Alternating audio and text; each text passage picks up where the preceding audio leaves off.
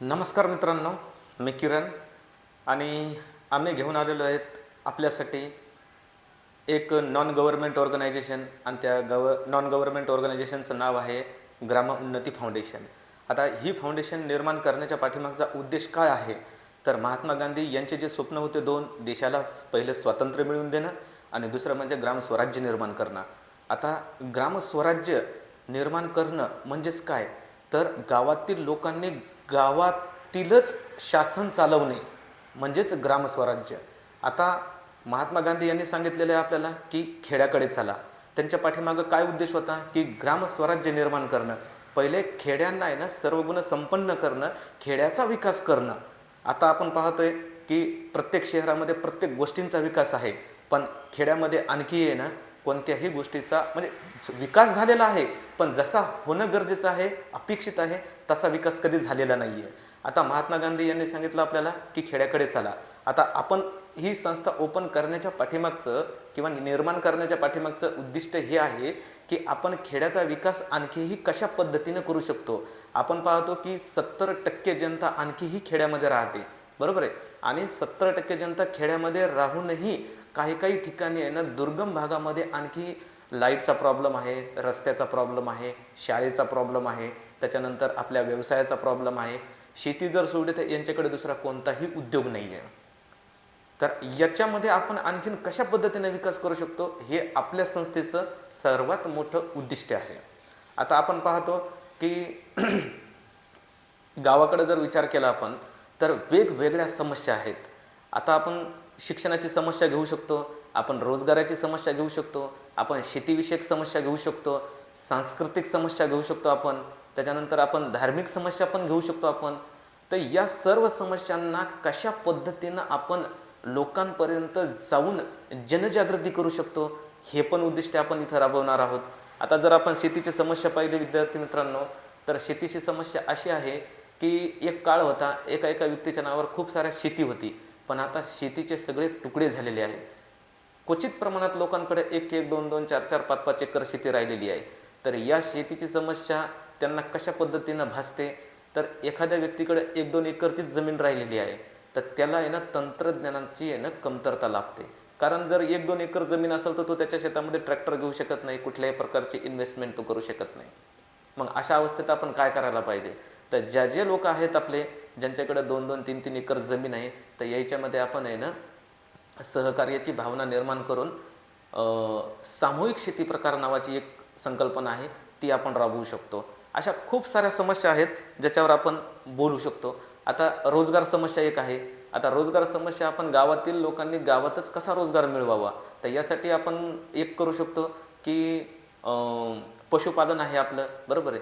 पशुपालनामध्ये आपण शेळीपालन आहे, मेंढीपालन आहे, बरोबर आहे. वेगवेगळ्या सरकारच्या योजना आहेत. या योजनेबद्दल माहिती गावकऱ्यांना पोहोचतच नाही आहे.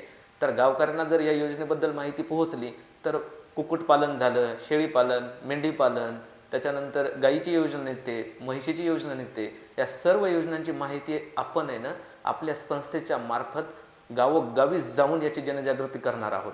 आणि अशी जर जनजागृती केली तर गावातील लोक गावातच व्यवसाय निर्माण करतील आणि त्याचा मोबदला गावातच जाईल. आणि इवन एवढंच नाही आहे, जर समजा शेळीपालन, कुक्कुटपालन अशा जर योजना आपण राबवल्या, व्यवसाय जर आपण गावामध्ये राबवले, तर याचा इम्पॅक्ट गावात तर होतोच होतो, पण याची आवक निर्यात आणि आयात मोठ्या प्रमाणात आपण आहे ना करू शकतो. ती कशी, जर कुक्कुटपालन गावामध्ये असेल तर गावामधून आपण याची निर्यात शहरामध्ये करू शकतो. अशा वेगवेगळ्या समस्या आहेत, एक समस्या नाही आहे. आणि या समस्यावर आपण आहे ना उपाययोजना काय करू शकतो आणि उपाययोजना करून आपण आहे ना गावचा विकास कशा पद्धतीने करू शकतो, त्यासाठी आपण आमंत्रित केलेलं आहे. एक गेस्ट आहेत आणि एक मॅम आहेत, ते आपल्याला खूप चांगल्या पद्धतीनं मार्गदर्शन करतील. आणि आता मी फक्त आपल्याला एवढं सांगू शकतो की आपल्या संस्थेची उद्दिष्टे काय काय आहेत आणि आपल्या संस्थेचं स्ट्रक्चर काय आहे.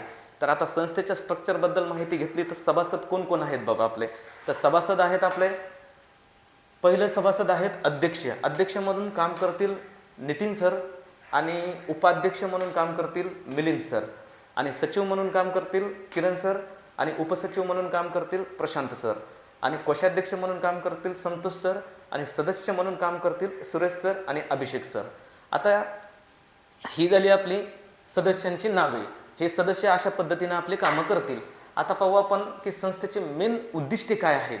आता पहिलं उद्दिष्टाचा जर विचार केला आपण तर त्याचा शिक्षणाचा प्रचार व प्रसार करणे आणि शिक्षण सामग्री उपलब्ध करून देणे. आता आपण पाहतो की शिक्षणाचा प्रचार व प्रसार करायचा आहे आपल्याला, तर आपण पाहतो की मराठी शाळांना आणखीही आहे ना तेवढं प्राधान्य दिलेलं नाही आहे. पाठीमागं तर मराठी शाळा बंद करण्यात आलेल्या होत्या, पण कसं तरी त्या परत चालू ठेवल्यात आणि त्यांच्याकडून हे बंद करणं पण शक्य नाही आहे. आता पाहू आपण शिक्षणाचा प्रचार आणि प्रसार कशा पद्धतीने करायचा. तर आपल्याला मराठी शाळा, इंग्रजी माध्यमातील शाळा, त्याच्यानंतर प्राथमिक किंवा माध्यमिक मराठी इंग्लिश, आणि त्याच्यामध्ये आपण पदवी महाविद्यालयसुद्धा ओपन करणार आहोत या संस्थेच्या अंतर्गत. त्याच्यानंतर वाचनालयसुद्धा आपण ओपन करणार आहोत, उपलब्ध करून देणार आहोत. त्याच्यानंतर महिला व बालकल्याण योजना चालविणे. आता सरकारनं महिला आणि बालकल्याण योजना खूप साऱ्या निर्माण केलेल्या आहेत, वेगवेगळ्या योजना आणलेल्या आहेत. तर याची माहिती आपण जनतेपर्यंत पोहोचणार आहोत आपल्या संस्थेच्या अंतर्गत. आता दुसरी गोष्ट झाली तर ही सर्वात मोठी समस्या आहे, ती सामाजिक समस्या आहे, अंधश्रद्धा. आणि अंधश्रद्धा निर्मूलन कशा पद्धतीने करता येईल हे पण एक आपलं उद्दिष्ट आहे.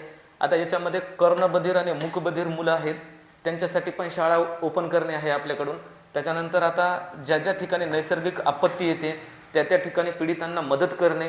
त्याच्यानंतर रक्तदान आणि श्रमदान हे सगळ्यात महत्त्वाचं आहे आपल्यासाठी. आता रक्तदान जर विचार केला आपण तर आपण पाहतो एखाद्या हॉस्पिटलमध्ये ज्यावेळेस एखादा व्यक्ती ॲडमिट असतो आणि त्याला रक्ताची खूपच गरज पडते, तर रक्तदान केलेलं असतं आपण, पण केल्याच्या नंतरही ते कार्ड जरी दाखवलं आपण त्या शिबिराचं, तर ते आपल्याला आहे ना उपलब्ध करून देत नाहीत.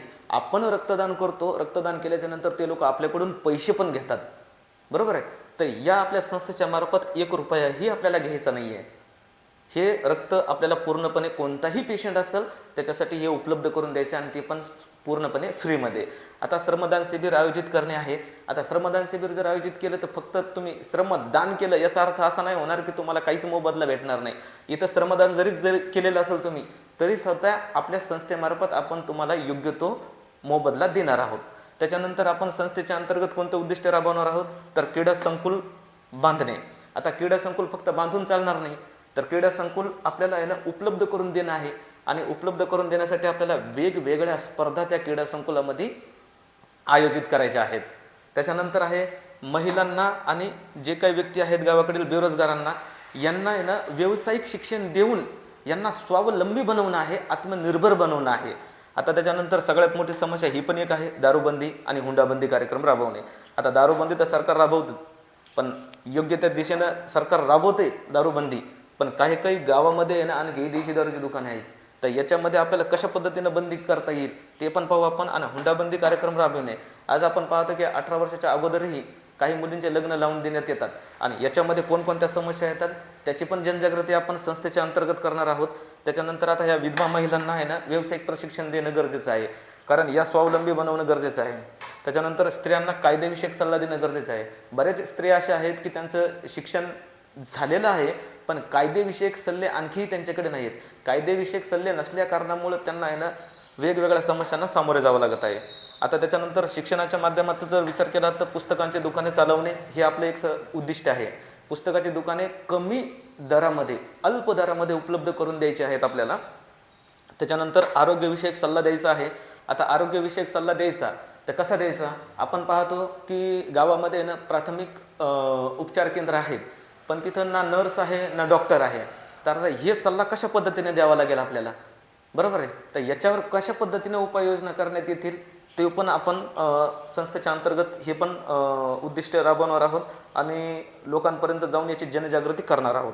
आता त्याच्यानंतर अनाथ आश्रम एक आहे आपलं, अनाथ आश्रमसुद्धा आपण निर्माण करणार आहोत. त्याच्यानंतर वृद्धाश्रम निर्माण करणार आहोत. त्याच्यानंतर विधवा आश्रमसुद्धा निर्माण करणार आहोत. आता याच्यामध्ये सिनेमागृह आणि नाट्यगृह, त्याच्यानंतर मंगल कार्यालय आणि सांस्कृतिक केंद्रसुद्धा उपलब्ध करणार आहोत. आणि हे वरील प्रकारची जेवढी पण आहे ना कामे आहेत हे सर्व कामे आपल्या संस्थेच्या अंतर्गत करणार आहोत आपण. त्याच्यानंतर योगाचे आणि व्यायामाचे महत्त्व समजून सांगणे आणि त्याचे प्रशिक्षणसुद्धा आपण आपल्या संस्थेच्या अंतर्गत देणार आहोत. पण सर्वात पहिले एक तुमच्यासाठी माहिती सांगतो मी की ग्राम उन्नती फाउंडेशन आणि आपलं जे काही ब्रीद वाक्य राहील, ते ब्रीद वाक्य राहील, गाव विकासातून देश विकास, सक्षम भारत निर्माण करणं हे आपल्या संस्थेचं उद्दिष्ट राहील.